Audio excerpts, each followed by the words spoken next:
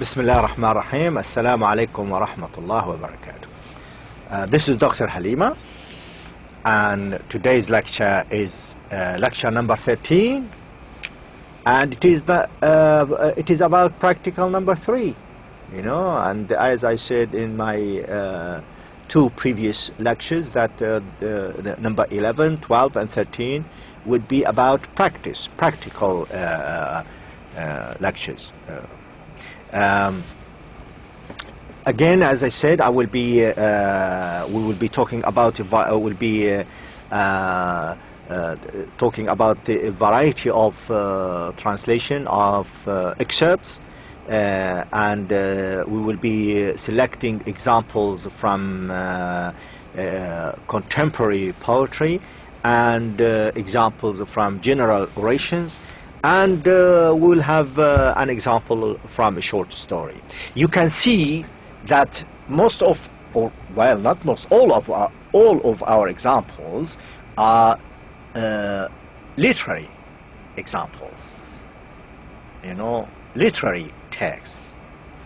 And you know that what we mean by literary text, it means either poetry, drama, novel, short stories, rhetorical speeches, orations, poetry, and that's it, you know. So today we will have examples on how to translate contemporary poetry.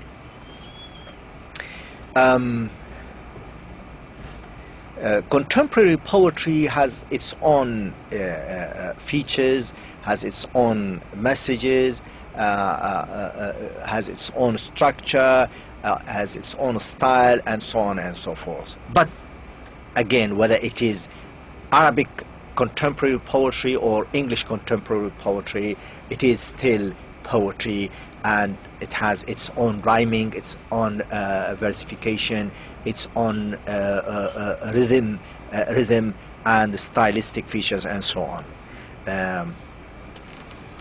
Now, if we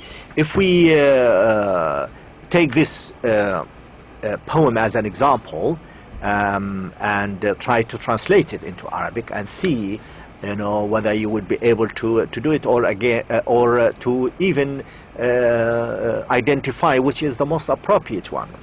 Okay, look at this. Look at this one. When pain and sickness made me cry, who gazed upon my heavy eye and wept for fear that I should die? My mother. It's very nice, simple, and to be honest, this poem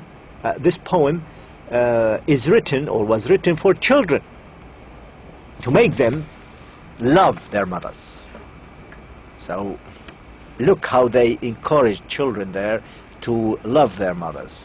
But alhamdulillah, نحن الجنة تحت أقدام الأمهات. You know, it's a part of our culture to love our mothers and fathers. So how are we going to translate this little poem into Arabic? All right, look at this. A, B, C, D, or something else. Look at this. Would you go for A? عندما جعلني الألم والمرض أبكي من حذق بعين الثقيلة وبكى خوفا أن أموت أمي.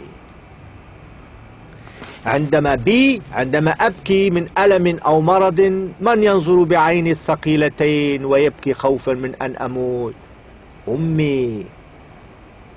C. ألم ومرض يبكيني عيناي من تسهر وترضيني وتبكي خوفا من موتي أمي. C. D. عندما يتملكني المرض وأبكي ألما تسهر على راحتي وتبكي خوفا من موتي أمي. أبكي للمرض وللألم من حدق في عين الورم من يبكيني خوف العدم أمي تبكي أمي أمي. You are native speakers, I'm sure you can identify the most appropriate translation of the English one. You know? So these are about 5 versions of translation of the same example. So you can tell that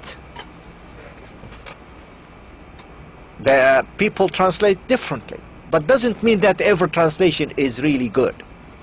As I said, there is good translation, ugly translation, and bad translation. So try to get to this level of being a good translator. Okay?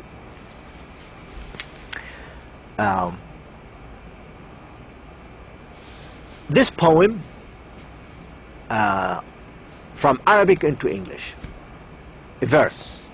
This is one line. How are we going to translate this into English? ليس العيب أن يكون الفتى فقيرا ولكن العيب أن يعيش الفتى ذليلا. I mean, it's easy to understand it in Arabic, but how are we going to convey successfully the meanings of this poem, the cultural, the social, the economic, the religious, the literary, the poetic, the stylistic features, all amalgamated in this one line? How are we going to do that? Now, if you are a good translator, then I'm sure you can do it. If you were an ugly translator or a bad translator, then it's a different story. Let's see. A, B, C or D? A. It is not shameful to be poor, but it is shameful to live in humiliation.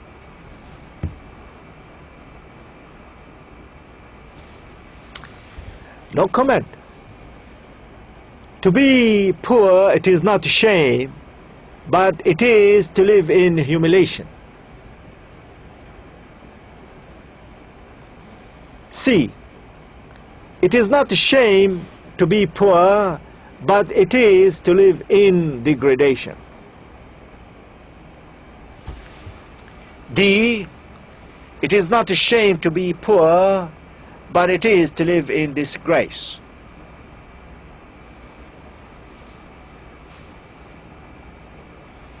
I don't know how you feel about the English translation, but I'm sure there is one among them, among these options,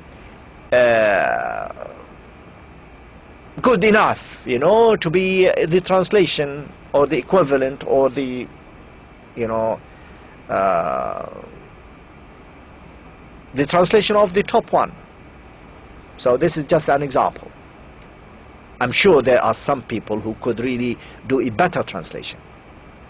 I'm sure, who could really make it. I mean, I could have made it better. I could have made one really better than, but I thought I would give you a type of normal translation of poetry, which is more or less in prose.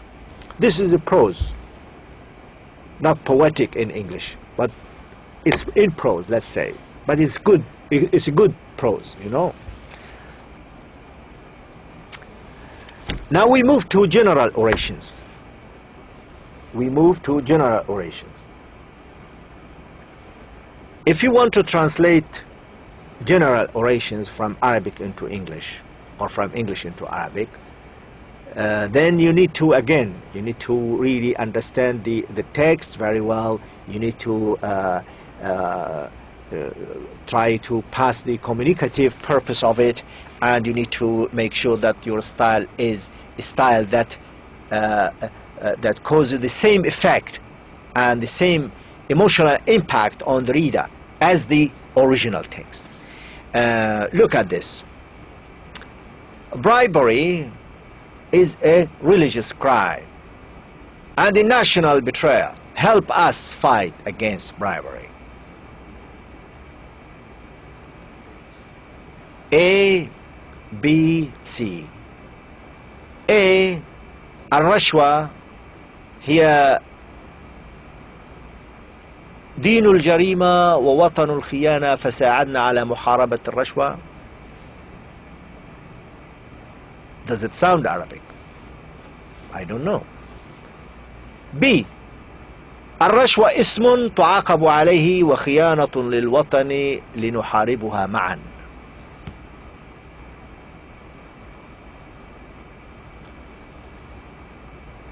C. أيها الناس الرشوة جريمة دينية وخيانة وطنية. كن عونا في محاربة الرشوة. You know, I leave it to you to decide which is the best one, which is the most appropriate translation of the English version on the top. Okay? These are general orations, by the way, general speeches. Somebody might stand up and give such oration or such oratical speeches.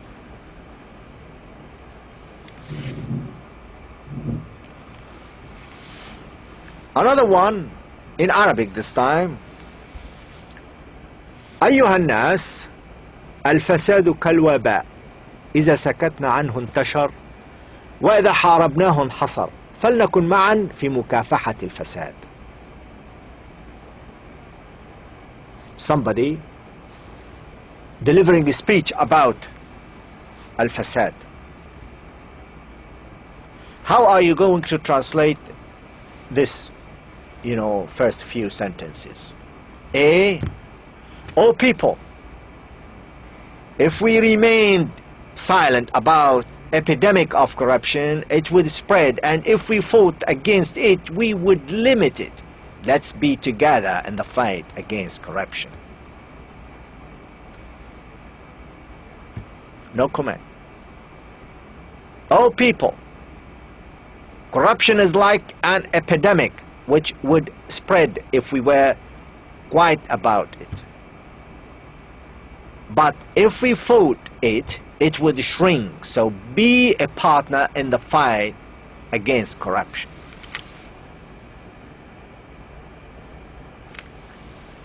Number C. Oh people, corruption is like an epidemic which spreads if we are silent about it, but it shrinks if we fight it. So let's unite in our fight against it. Which is the most appropriate, which is the good, and which is the ugly, and which is the bad? I leave it to you. Why? Because I have given you the criteria, and we have talked about the criteria that would help us identify the good from the ugly and the ugly from the bad. So if you know how to identify, it means you have learned from this course. If you can translate creatively, it means you have learned from this course.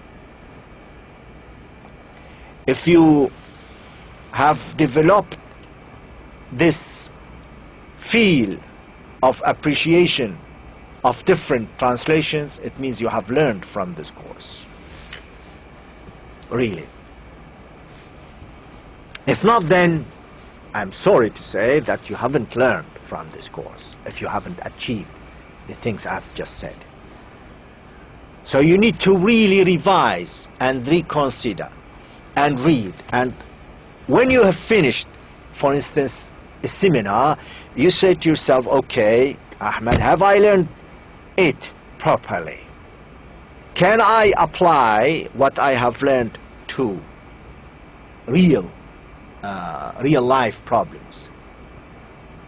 Can I translate this text now after I have listened to Dr. Halimah and I have read his seminar? Always ask yourself a question, reflect on what you have studied, and this is part of the the learning process. It's an ongoing process of transforming information and experience into what? Into knowledge, skills, attitudes, and values. This is learning.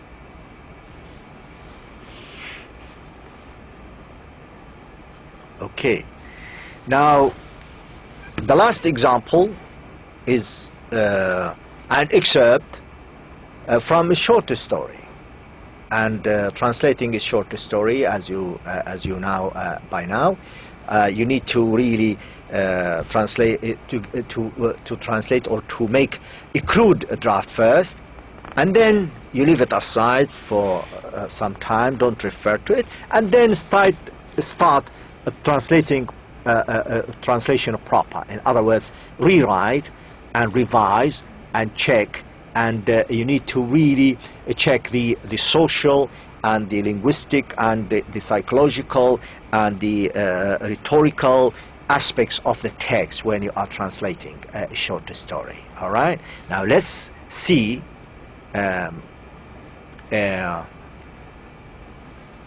this one. عندما وصل باب دكان الحلاق وجده مفتوحا على غير عادته، فسرت في كيانه موجة من الاستغراب، لكن سرعان ما خيمت عليه الخيبة، إذ أنه لم يجد عند دخوله العتبة سوى صبي لم يتجاوز 2 أو 13 من عمره. This is a narrative. This is not a poem. It is not a letter. It is not a text in history. It is not a bank statement. It is not a legal document.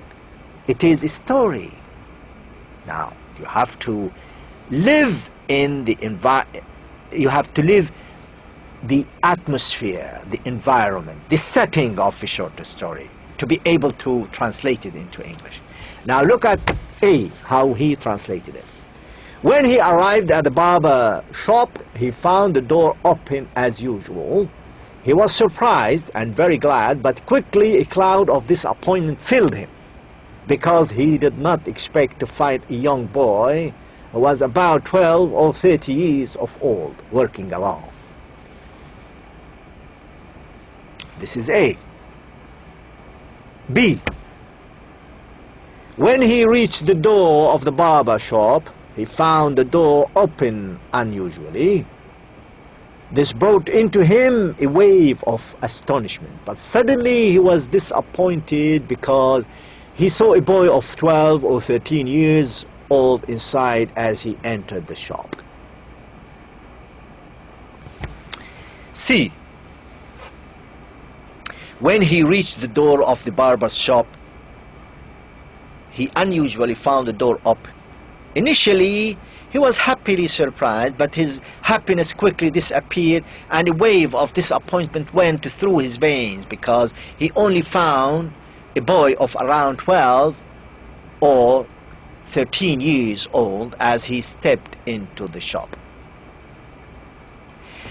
To be able to identify the most appropriate one, you need to really analyze the text word by word, sentence by sentence, structure by structure, image by image, does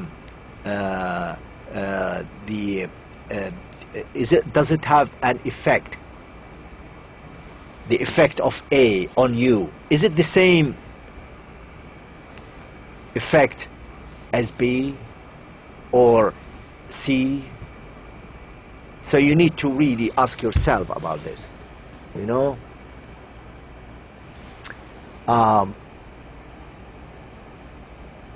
This is a practical A,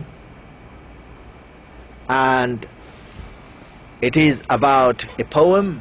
Again, I would like you to translate into Arabic and make it and translate it into poetry, you know. So this is from English into Arabic, and then C, and practical B, the translate B from Arabic into English.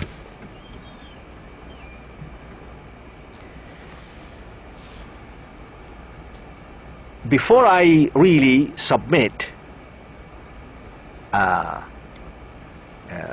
before I say goodbye, I would like to stress the importance of daily work, continuous work. And I would like really to thank you very much and wish you all the best in this course, and inshallah you will be all right. Thank you very much, and assalamu alaikum.